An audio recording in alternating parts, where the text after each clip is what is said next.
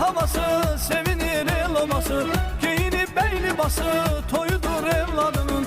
Çalınır bey havası, sevinir el obası. Geyini beyli bası,